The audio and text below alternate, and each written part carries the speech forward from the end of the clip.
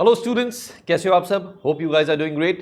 तो चलिए pilfered goods से रिलेटेड अपन क्वेश्चंस देख लेते हैं। सबसे पहले आ रहा है अपने सामने क्वेश्चन 15 जो बोल रहा है write a brief note on pilfered goods with reference to customs act 1962। मतलब कुछ नहीं करना सर, सेक्शन 13 बता देना है क्या बोलता है।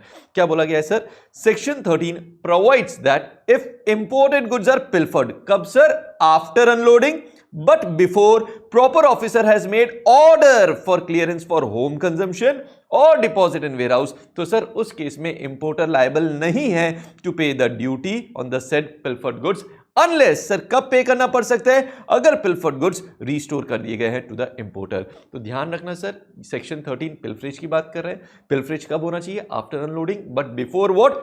पीओ मतलब proper officer has made order for what? Clearance for home consumption और डिपॉजिट इन वेयरहाउस। तो उस केस में ड्यूटी पे करने की जरूरत नहीं है अनलेस पिलफर्ड गुड्स रिस्टोर कर दिए गए। देखो, in such a case duty on pilfered goods is payable by the port authority. So basically जो कस्टोडियन होता है वो पे करते हैं, ठीक है। सो यहां पे लिख दिया payable by port authorities. Also importer does not have to prove pilferage, right. So basically यहां एक कंपैरिजन हो रहा है, पिलफरेज प्रूव नहीं करना पड़ता है। सेक्शन 23(1) में जहां अपन पढ़ रहे थे रेमिशन of duty in case of loss और डिस्ट्रक्शन, वो प्रूव करना पड़ रहा था। पिलफरेज सर प्रूव करने की जरूरत नहीं है, right. However loss must be only due to pilferage and section 13 is not applicable warehouse goods. Again sir, क्योंकि यहां पे बोला है before order for clearance for home consumption और डिपॉजिट इन वेयरहाउस, मतलब वो किस दौरान हो रहा है? Before order for deposit in warehouse. अब अगर before order for deposit in warehouse दिया गया है, तो अगर डिपॉजिट करने के बाद गुड्स पिलफर हो रहे, तो सर वो तो सिनेरियो कवर्ड ही नहीं है बाय द सेक्शन। तो सिंपल सी चीज है, section 13 is not applicable for warehouse goods. ये क्यों लिखा हुआ है? ये इसलिए लिखा है ताकि सेक्शन 23 सबसेक्शन 1 के साथ डिफरेंशिएट कर सके। सर सेक्शन 23 सबसेक्शन 1 में एप्लीकेबल है फॉर वेयरहाउस गुड्स, बट ये एप्लीकेबल नहीं है। सर सेक्शन 23 सबसेक्शन 1 में प्रूव करना पड़ रहा था लॉस और डिस्ट्रक्शन, बट यहां पे पिलफरेज प्रूव करने की जरूरत नहीं है। So core is what? This point, core आपका ये पॉइंट है, बट ये साथ में कंपैरिजन के लिए दे दिए पॉइंट्स, तो मैंने बता दिए, कुछ इतना डिफिकल्ट नहीं है, राइट। ग्रेट।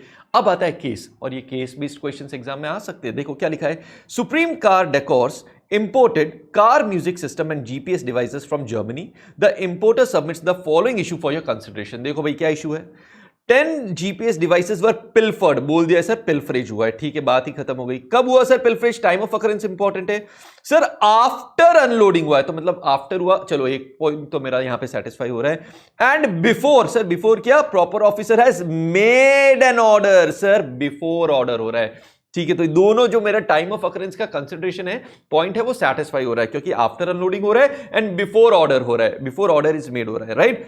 अब supreme car decor seek your expert advice with reason regarding impact on customs duty on said goods. Sir अब लायबल ही नहीं रहेगा, सेक्शन 13 आ रहा है पिक्चर में, और यहां पे जो इंपोर्टर है वो लायबल नहीं रहेगा for to pay the duty. तो देखो क्या लिखा है, supreme car decor is not liable to pay the duty on leviable on GPS of devices pilfered, since importer is not liable to pay duty on any imported goods pilfered. Sir कब पिल्फर होते तब duty पे नहीं करने की जरूरत है? After unloading and before proper officer makes order for clearance for home consumption. तो सर क्योंकि अपना केस इसमें फिट बैठ रहा है, तो अपन को जो इंपोर्टर है उसे ड्यूटी पे करने की जरूरत नहीं है।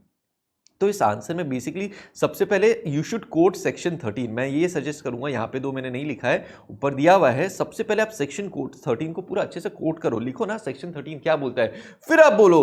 क्योंकि यहां पे ये चीज हो रही है कि भाई जो पिलफरेज हुआ था वो आफ्टर अनलोडिंग हुआ and before proper officer has made an order, इसलिए सर अब यहां पे इंपोर्टर को ड्यूटी के लिए वो लायबल नहीं है, ठीक है। सो आई होप एकदम क्लियर हो गया। तो इससे रिलेटेड, पिलफरेज से रिलेटेड क्वेश्चंस हो गए। चलो मिलते हैं नेक्स्ट वीडियो में और लेंगे नेक्स्ट टॉपिक से related questions. Till then, take care, bye bye, and happy learning.